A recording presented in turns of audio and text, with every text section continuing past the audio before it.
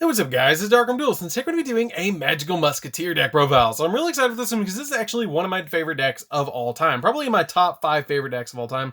Because anytime I go out somewhere and I go to play locals, I actually carry this deck with me because it is one of my favorite decks. I love playing around with the deck, I love the art of the deck, and this deck literally does everything, which is really cool. So without further ado guys, don't forget to like, comment, subscribe, hit the bell next to become part of the notification squad, and definitely check out the Patreon down in the description below where we have all sorts of awesome rewards you guys, like getting your name description for a single video, getting a signed card to the mail, or even getting to request a deck profile every single month you're a patron along with test hands. So without further ado, let's get straight on into this.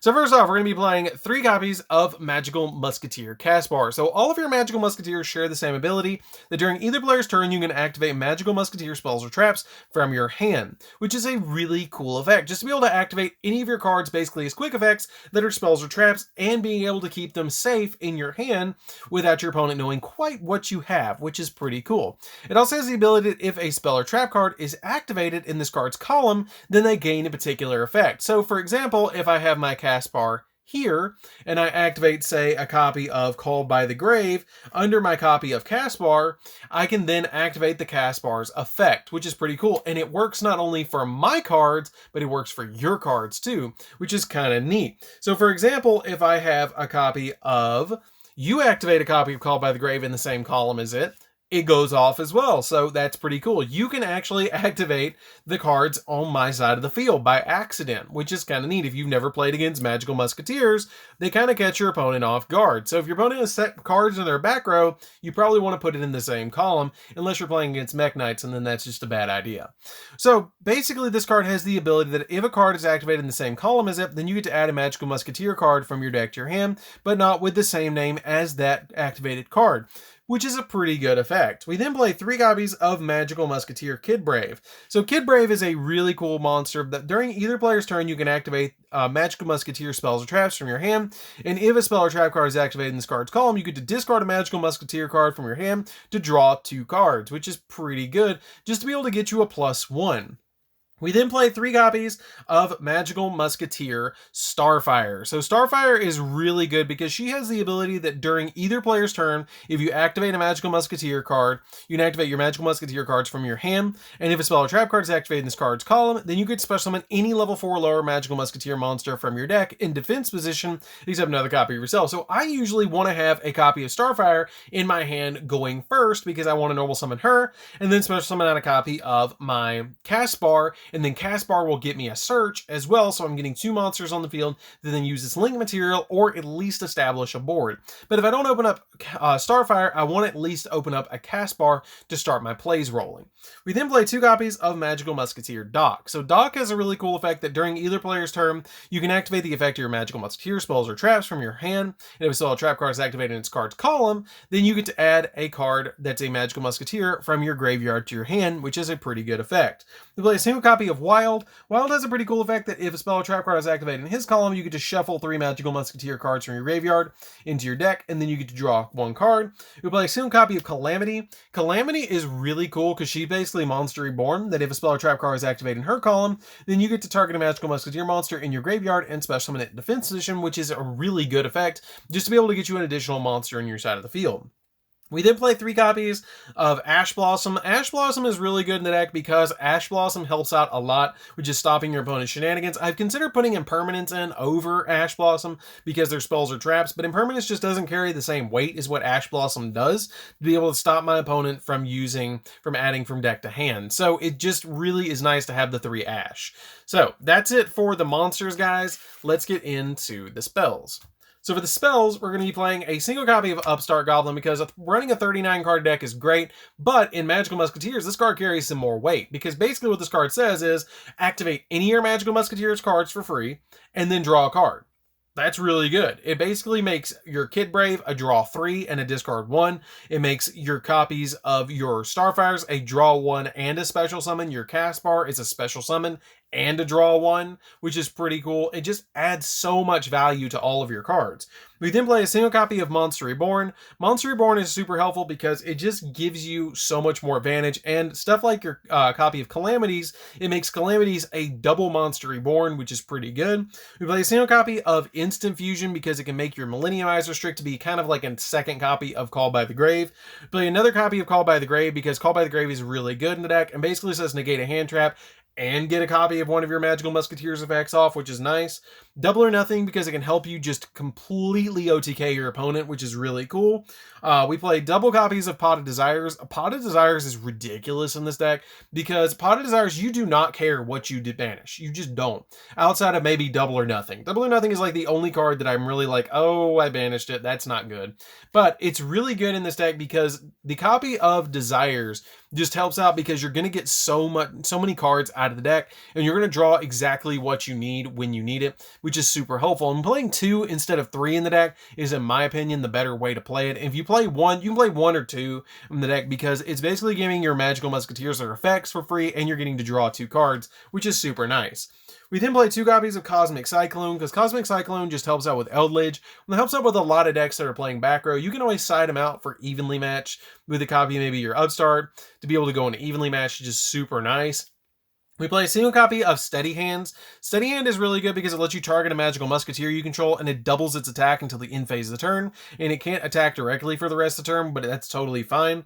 And then we play 3 of the best Magical Musketeer card in the entire deck, and that's 3 copies of Cross Domination. So Cross Domination is insane, because if you control a Magical Musketeer monster, you can target a face-up monster on the field. Until the end of the turn, its attack becomes 0, and its effects are negated. So it's basically a quick play searchable copy of Impermanence and Effect Veiler, which is really good, which is why I'm just not worried about playing the Impermanence or the Effect Veilers. So that's it for the spells. Let's get into the traps. So for the traps, we're going to be playing a single copy of Magical Musketeer Needle Dancing, or Dancing Needle. Dancing Needle is really good because it banishes 3 cards from the graveyard, which I've been considering since Drytron's been running around. I've been thinking about bumping this up to 2 or 3, but you can also side out the Galaxy Cyclones for 2 more copies of this, because this card is really good against certain decks, and it's really bad against other decks, which is why I'm just kind of like, I'll play 1 in the main, and then I'll feel out the game, and if it goes into game 3, then or game 2, I'll just side them in. So playing a single copy of Needle Dancing and 2 in the side is totally fine. We play a single copy of Crooked Crown. Crooked Crown is pretty good, but it's a continuous trap, so basically it's really good, but it's really bad because it locks up one of your zones. So basically, if you activate this under a copy of one of your Magical Musketeers, like for example, like this, then that Magical Musketeer's monster's effect is locked out on your side of the field, which is good and bad at the same time, because once this card is activated, you will not be able to get this card's effect off again, and even if it leaves the field, if this is on your side of the field, then it locks it still from that particular zone. So it's good and bad at the same time. But it has a really good effect, because you can only control 1 copy of it, and then during the main phase, you can special summon a Magical Musketeer monster from your hand.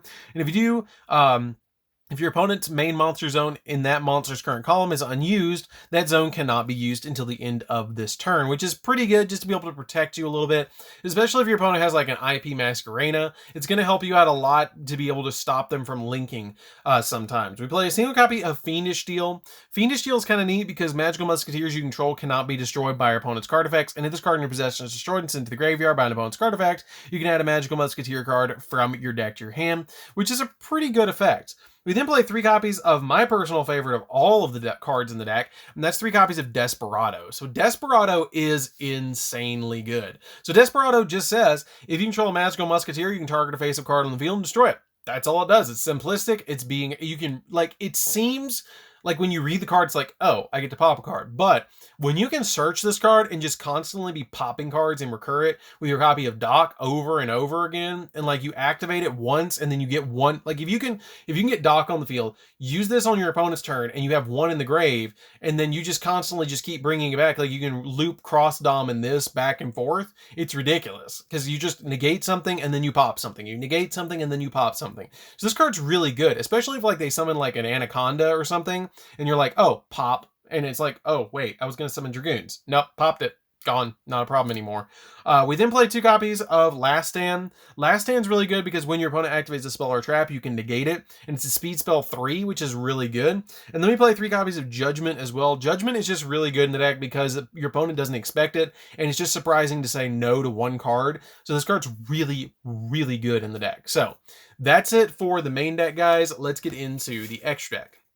So for the extra deck, we're going to be playing double copies of Magical Musketeer Max, which is basically one of the craziest cards in the entire game. And when I read this card, I was like, oh, that's going to get banned.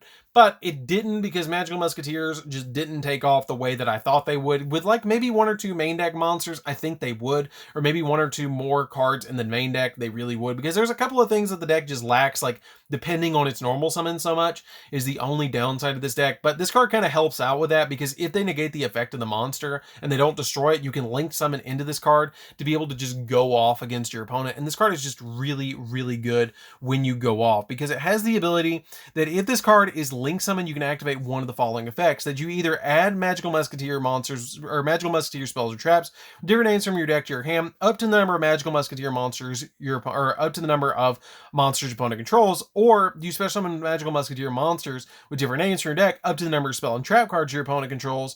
And you only use the effect this card once per turn. So whichever one your opponent just has a lot of, you want to go off with that effect. Usually I go off with this special summon effect because I already have a surplus of spells or traps to activate because I search them a lot. I play a single copy of Boral Sword just to go in for the OTK against my opponent. Access Code because it gets me multiple pops. Unicorn to spin stuff. Phoenix to pop spells and traps. Cerberus to pop monsters. IP because it can get me into multiple different like extra deck monsters. So this card's really, really, really good. I play a single copy of Link Rebo as well, because the Link Rebo just helps out a lot in the deck to be able to go in for additional stuff with my copy of my Millennium Eyes. I play a single copy of Millennium Eyes Restrict because it's basically another Call by the Grave in the deck, because it can protect you from hand traps. Utopia Double because you can go Utopia Double, add double or nothing by detaching a material, overlay on top of it with Utopia. Utopia will come out at 5,000 with a double or nothing in hand, swing at your opponent, detach a material to negate the attack, drop double or nothing, swing again for 10,000. And it's really easy to go into this because Starfire is essentially a 1-card Utopia Double, because you can special summon 1 from deck off of something like an Upstart Goblin, or 2-card technically, because you have to activate a spell or trap. Exiton Knight because it can blow board. A single copy of Abyss Dweller because it can just totally drop the entire graveyard and make it so your opponent can't do anything. And then number 60 because it can doubly attack a monster, special summon something from grave, or double or be able to let you draw 2 and discard 1. So this card is ridiculously good. So that's it for the deck, guys. Don't forget to like, comment, subscribe, hit the bell on the income bar notification squad, and definitely tell me what you think of this deck down in the comments down below. And we'll see you guys in the next video. See you later, guys.